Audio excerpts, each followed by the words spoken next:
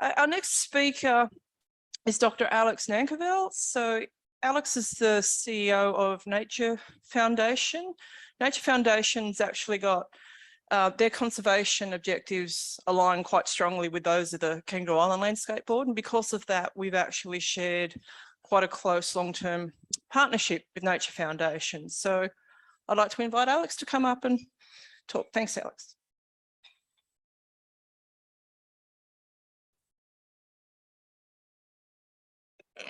Thanks, Fiona. I should correct the record there. I'm not yet a doctor. Not quite. I'm about 2/3 of the way through a PhD, but we'll see how close I get to finishing that now with this new role. Yeah, thanks to all the other speakers. They've been wonderful. Thanks to Chris for a really inspiring and interesting talk about biogeographical theory and ecology of islands. I have a bit of a presentation here, and it's going to zoom out for a bit, and I feel like it's a bit of a shameless plug in hindsight, but bear with me. I will bring it back around to provide a bit of context and the sort of reasons why Nature Foundation has decided to support this really worthy project on Kangaroo Island. So for those of you that don't know, there's a lot of familiar faces in this room, but I thought I'd just give a bit of context of the Nature Foundation. We are a South Australian-based charity, been around since 1981, so just gone 40 odd years. And, we fundamentally involved over that period of time in protecting landscapes, been involved in contributing to a lot of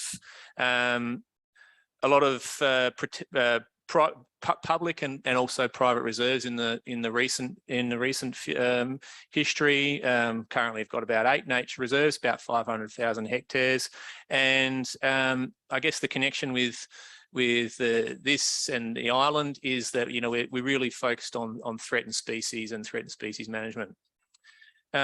Just a few examples of those threatened species there.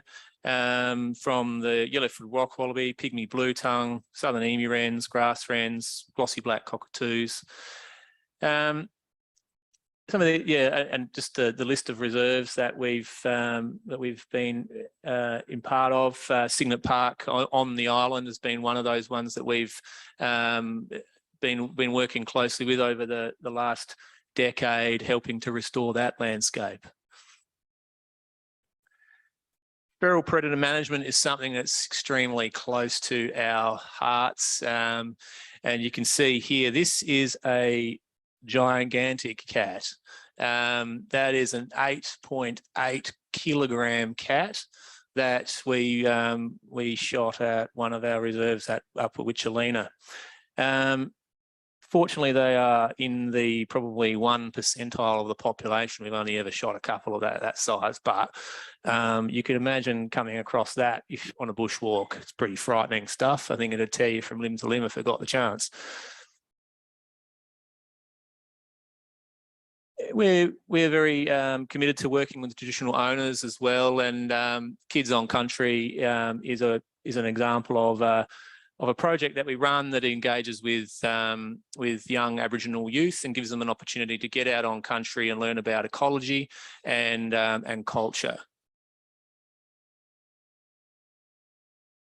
And I think this is the last one that's sort of organised, gives you a bit of an understanding of our commitment to research and science and being part of developing and supporting those initiatives that develop the innovative means to achieve the conservation results that we need to do, as outlined by Chris, and I'm sure you'll hear more from James on that. Some of the conservation partnerships and programs that we've supported over the years at Kangaroo Island, the glossy black cockatoo recovery program, the recent wildlife bushfire recovery fund, the native nursery at Kangaroo Island as well. So we've been working here for quite a while, and this is just another example of of our contribution. How we've been working with the feral cat program, we've assisted with the camera traps and thermal binoculars and providing a means for all your wonderful donors to get that money back to the program. And just a few bit of acknowledgement for some of the significant donors and funders that have contributed so far to the project. So I guess this is the sort of the pinnacle of my talk. I'm pleased to announce that we've been successful in a significant grant from the Ian Potter Foundation. Ian Potter Foundation is supporting the cat eradication program to the tune of 1.25 million over the next 4 years. And this is really fun. This is amazing. This is really kind of next level support, and just shows how innovative and how important this program is for the island, and also nationally, that an organisation like Ian Potter has supported this program to this extent. So that by no means mean that the job's done with the requirement to continue to fund this program a long term. It's going to take a long time to achieve this outcome of eradicating cats from the island, but also from the Dudley Peninsula in the short term. And James will outline some of that stuff in his talk, I'm sure.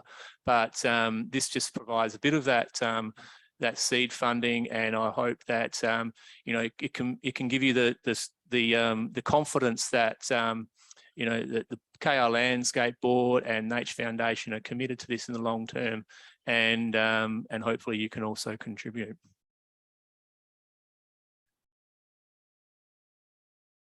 So just finally, I think that's my last slide, but you'll see these little notices on your chairs there, and that has provided a bit of background on how you can support and the sorts of things that your contributions will make.